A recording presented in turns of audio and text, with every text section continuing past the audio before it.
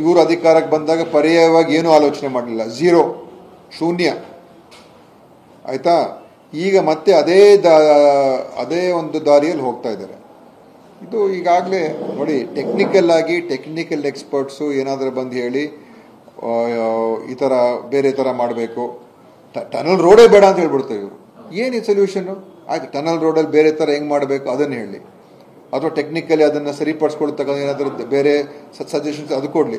ನಮ್ಗೆ ಟನಲ್ ರೋಡೇ ಬೇಡ, ನಮಗೆ ಸ್ಟೀಲ್ ಬ್ರಿಡ್ಜೇ ಬೇಡ, ನಮಗೇನೂ ಬೇಡ. ಆಯಿತು, ಮತ್ತು ಬೆಂಗಳೂರಿನ ಸಮಸ್ಯೆ ಹೆಂಗೆ ಬಗೆಹರಿಸ್ತೀರಾ?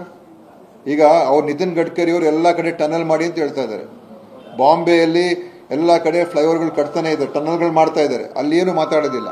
ಇಲ್ಲಿ ಬಂದಾಗ ಮಾತ್ರ ನಾವು ಮಾಡೋಕ್ಕೆ ಹೊರಟಿರೋದಕ್ಕೆ ಅವ್ರಿಗೆ ತಡ್ಕೊಳಕ್ಕಾಗ್ತಾ ಇಲ್ಲ. ಮತ್ತು ಇವ್ರದ್ದೆಲ್ಲ ಕಾಂಟ್ರಿಬ್ಯೂಷನ್ ಝೀರೋ.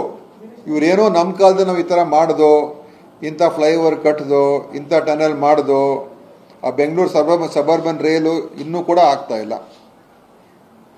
ಅದು ಇಂಪ್ಲಿಮೆಂಟೇಷನಲ್ಲಿ ಎಷ್ಟು ತೊಂದರೆ ಆಗ್ತಾ ಇದೆ. ಸೊ ಇವತ್ತು ಇವ್ರುಗಳ ಮಾತುಗಳನ್ನ ಕೇಳ್ಕೊಂಡು ಹೋದರೆ ಖಂಡಿತ ಬೆಂಗಳೂರು ಅಭಿವೃದ್ಧಿ ಅಂತೂ ಆಗೋದಿಲ್ಲ. ಬೆಂಗಳೂರಿನ ಭವಿಷ್ಯನೂ ಕೂಡ BJP ಅವ್ರಿಗೆ ಬಿಟ್ಟರೆ ಭವಿಷ್ಯನೂ ಕೂಡ ಬೆಂಗಳೂರು ಒಳ್ಳೆಯದಾಗೋದಿಲ್ಲ. ಸೊ ಬೆಂಗಳೂರು ಭವಿಷ್ಯಕ್ಕೋಸ್ಕರ ನಾವು ಏನಿದೆ ತೀರ್ಮಾನ ನಾವು ತೊಗೊಂಡಿದ್ದೀವಿ. ಟೆಕ್ನಿಕಲಿ ಏನಾದರೂ ಸೈಂಟಿಫಿಕ್ ಆಗಿ ಸಜೆಷನ್ಸ್ ಕೊಡ್ತಕ್ಕಂಥ ಟನಲ್ ರೋಡ್ಗಿದ್ರೆ ಅದು ಕೊಡಲಿ. ಟನಲ್ ರೋಡೇ ಬೇಡ ಅಂತ ಹೇಳುವಂಥದ್ದಕ್ಕೆ ಇವ್ರು ನಿಜವಾಗ್ಲೂ ಕೂಡ ಬೆಂಗಳೂರಿನ ವಿರೋಧಿಗಳಂತ ಹೇಳೋದಕ್ಕೆ ಬಯಸ್ತೀನಿ.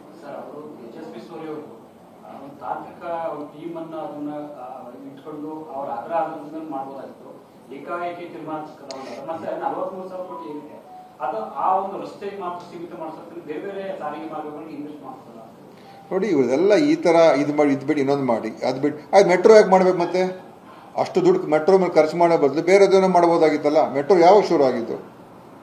SM ಕೃಷ್ಣ ಅವ್ರ ಕಾಲದಲ್ಲಿ ಪ್ರಾರಂಭ ಆದಂಥ ಮೆಟ್ರೋ ಯೋಜನೆ. ಆಮೇಲೆ ಧರ್ಮಸಿಂಗ್ ಅವ್ರ ಕಾಲದಲ್ಲಿ ಮನಮೋಹನ್ ಸಿಂಗ್ ಅವ್ರು ಬಂದು ಅದಕ್ಕೆ ಶಿಲಾನ್ಯಾಸ ಹಾಕಿದ್ರು. ಆಯಿತಾ?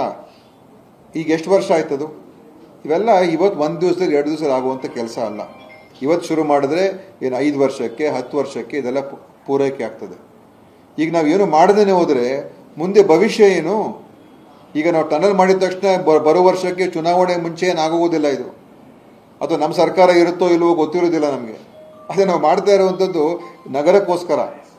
ನಾಳೆ ಇನ್ನೊಂದು ಸರ್ಕಾರನೇ ಬರ್ಬೋದು, ನಮ್ಮ ಸರ್ಕಾರನೇ ಇರ್ಬೋದು, ಇನ್ಯಾರೋ ಲೀಡರ್ಶಿಪ್ಪಲ್ಲಿ ಇರ್ಬೋದು. ಅದೆಲ್ಲ ಮುಖ್ಯ ಅಲ್ಲ ತಾನೇ. ಇವೆಲ್ಲ ಲಾಂಗ್ ಟರ್ಮ್ ಪ್ರಾಜೆಕ್ಟ್ಸು. ಇನ್ನೊಂದು ಕಡೆ ಒಂದು ಫ್ಲೈಓವರ್ ಕಟ್ಟಬೇಕು, ಇನ್ನೊಂದು ಕಡೆ ಒಂದು ರೋಡ್ ಮಾಡಬೇಕು, ಅದು ಬೇರೆ ಪ್ರಶ್ನೆ. ಅದು ಮಾಡಬಾರ್ದು ನಾನು ಹೇಳೋದಿಲ್ಲ. ಈಗ ಪೆರಿಫೆರಲ್ ರಿಂಗ್ ರೋಡ್ ಮಾಡೋದಕ್ಕೆ ದೊಡ್ಡ ಒಂದು ಪ್ರಯತ್ನವನ್ನು ಇವತ್ತು ನಮ್ಮ ಸರ್ಕಾರ ಮಾಡ್ತಾ ಇದೆ. ಏನಾದರೂ ಮಾಡಿ ಅದನ್ನು ಒಂದು ತೀರ್ಮಾನ ತೊಗೊಂಬರಬೇಕು ಅಂತೇಳಿ ಒಂದು ಹೊಸ ಪ್ರಪೋಸಲ್ ಇಷ್ಟು ವರ್ಷ ಯಾರ ಕೈಲೂ ಮಾಡೋಕ್ಕಾಗಿಲ್ಲ.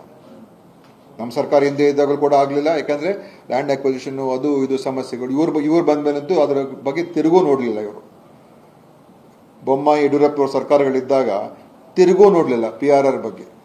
ಒಂದು ದಿವಸನೂ ಕೂಡ ಹೆಂಗಪ್ಪ ಮಾಡೋದು ಅಂತ ಯೋಚನೆ. ಈಗ ನಮ್ಮವ್ರು ಕೂತ್ಕೊಂಡು ಹೇಗಾದ್ರೆ ಮಾಡಬೇಕದನ್ನ ಅಂತ ಹೇಳಿ ಪ್ರಯತ್ನ ಮಾಡಿ ಅದಕ್ಕೇನೆ ಒಂದು ಪ್ರತ್ಯೇಕವಾದಂಥ ಕಂಪನಿ ಥರ ರಚನೆ ಮಾಡಿ, ಅದೆಷ್ಟು ಜ್ಞಾಪಕ ಆಗ್ತಾ ಇಲ್ಲ, ಅದನ್ನು ರಚನೆ ಮಾಡಿ ಅದ್ರ ಮುಖಾಂತರ ಮಾಡೋದಕ್ಕೆ ಇವತ್ತು ಬಿಸ್ನೆಸ್ ಕಾರಿಡಾರ್ ಅಂತ ಮಾಡಿಸಿ ಅದಕ್ಕೆ ಈಗ ಯಾವ ಥರ ಪ್ರಾಕ್ಟಿಕಲ್ ಆಗಿ ಇಂಪ್ಲಿಮೆಂಟ್ ಮಾಡುವಂಥದ್ದು ಹೇಗೆ ಸಾಧ್ಯ ಅಂತ ಹೇಳಿ ಈಗ ಅದು ಕೂಡ ಅದು ಮಾಡಬೇಡಿ, 30 ಅಡಿ ಬಿಡಬೇಡಿ, ಯಾರೋ ಎಕ್ಸ್ಪರ್ಟ್ ಬರ್ತಾರೆ 100 ಆಯ್ತಪ್ಪ ನೀವು ಮಾಡಿ. ಮತ್ತೆ ನೀವು ಯಾಕೆ ಮಾಡೋಕ್ಕಾಗಲ್ಲ ಅಂತ ಹೇಳುವಂಥವ್ರು ಮಾಡೋದಕ್ಕೆ ಹೇಗೆ ಅಂತ ಅದನ್ನು ಹೇಳಿ.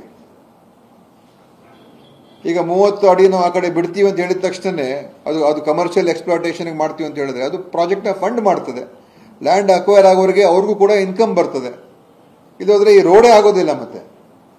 ಸೊ ಇವರು ಇಷ್ಟು ನೆಗೆಟಿವ್ ಆಗಿದ್ದಾರೆ ಭಾರತೀಯ ಜನತಾ ಪಾರ್ಟಿ MP ಗಳು. ಅದರಲ್ಲಂತೂ ಈ ತೇಜಸ್ವಿ ಸೂರ್ಯ ಅಂತೂ ಏನೋ ಅವರೇನು ಇಂಜಿನಿಯರಾ, ಅವರೇನು ಟೆಕ್ನಿಕಲ್ ಎಕ್ಸ್ಪರ್ಟಾ ಏನು? ಮೊದಲೇ ನಮ್ಮ DCM ಅವ್ರನ್ನ ಕರೆದು ಮಾತಾಡಲೇಬಾರ್ದಾಗಿತ್ತು. ಯಾಕೆ ಕರೆದ್ರೂ ಗೊತ್ತಿಲ್ಲ. ಏನಪ್ಪ ಒಳ್ಳೇದು ಮಾಡೋಕೆ ಹೋದ್ರು. ಸುಮ್ಮನೆ ಇವರು ಅದನ್ನೇ ಹಿಡ್ಕೊಂಡು ದೊಡ್ಡ ಒಂದು ಈಗ ನೆನ್ನೆಲ್ಲ ಪ್ರೊಟೆಸ್ಟ್ ಮಾಡ್ತಾರೆ ಲಾಲ್ಬಾಗ್ನಲ್ಲಿ. ಲಾಲ್ಬಾಗ್ನ ನಾಶ ಮಾಡೋಕೆ ಹೊರಟುಬಿಟ್ಟಿದ್ದೀವಿ ಅಂತೆ. ಈ ಥರ ಎಲ್ಲ ಜನರಿಗೆ ನೋಡಿ ಹಿಂಗೇನೆ ಇದು ಇವರೊಂಥರ ಜನರಿಗೆ ಲಾಲ್ಬಾಗ್ ಅಂತ ಹೇಳಿದ ತಕ್ಷಣ ಜನರಿಗೆ ಇದ್ರ ಬಗ್ಗೆ ಒಂದು ರೀತಿ ಈ ಒಂದು ಇವ್ರ ಮಾತಿಗೆ ಒಳಗಾಗ್ತಾರೆ ಅಂತ ಅವ್ರಿಗೆ ಇದೆ. ಲಾಲ್ಬಾಗ್ನ ಯಾರಾದರೂ ನಾಶ ಮಾಡೋಕ್ಕಾಗ್ತದ? ಈಗ ನಮ್ಮಲ್ಲಿ ಸೆಂಟ್ರಲ್ ಜೈಲ್ ಇತ್ತು, ಅದನ್ನು ತೆಗೆದ್ಬಿಟ್ಟು ನಾವೇನು ಮಾಡೋದು? ಫ್ರೀಡಮ್ ಪಾರ್ಕ್ ಅನ್ನು ಮಾಡೋದು. ನಮಗೂ ಕೂಡ ಪರಿಸರದ ಬಗ್ಗೆ ಇದ್ರ ಬಗ್ಗೆ ಎಲ್ಲ ಇದೆ. ಈಗ ರೇಸ್ ಕೋರ್ಸು ರೇಸ್ ಕೋರ್ಸ್ ತೆರವುಗೊಳಿಸ್ಬೇಕು ಅಂತ CM ಅವರು ಮಾಡ್ತಾ ಇದ್ದಾರೆ. ಅಲ್ಲಿ ಬೇರೆ ಬಿಲ್ಡಿಂಗ್ ಕಟ್ಟಬೇಕು ಅಂತ ಮಾಡ್ತಾ ಇಲ್ಲ, ಅದು ಒಂದು ಗ್ರೀನ್ ಏರಿಯಾ ಬರಬೇಕು ಅಂತ ಮಾಡ್ತಾ ಇದ್ದೀವಿ.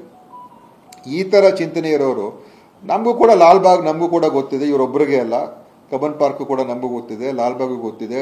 ಹೊಸ ಹೊಸ ಪಾರ್ಕ್ಗಳು ಮಾಡೋದು ಕೂಡ ನಮ್ಮ ಸರ್ಕಾರಗಳು ಮಾಡ್ತಾ ಇದೆ. ಅದಕ್ಕೆ ಇವ್ರುಗಳು ಸುಮ್ಮನೆ ಈ ಥರ ಉಪಯೋಗಿಸ್ಕೊಂಡು ಏನೋ ಜನರ ಮಧ್ಯೆ ನಾವು ಬೆಂಗಳೂರಿನ ರಕ್ಷಣೆಗೆ ನಿಂತುಬಿಟ್ಟಿದ್ದೀವಿ ಅಂತ ತೇಜಸ್ವಿ ಸೂರ್ಯ ಮತ್ತು ಕೆಲವು BJP ರಾಮಮೂರ್ತಿ ಅವರೆಲ್ಲ ಹೋಗಿದ್ದಾರೆ. ಅವ್ರಿಗೇನಾದರೂ ಕಾಳಜಿ ಕಳಕಳಿ ಇದ್ದರೆ ನಿಜವಾಗ್ಲೂ ಬೆಂಗಳೂರು ಬಗ್ಗೆ ಇಂಥದಕ್ಕೆಲ್ಲ ವಿರೋಧ ಮಾಡಬಾರ್ದು, ಸಹಕಾರ ಕೊಡಬೇಕು ಮತ್ತು ಎಲ್ಲ ಒಟ್ಟಿಗೆ ಶೇರ್ ಮಾಡಬೇಕು.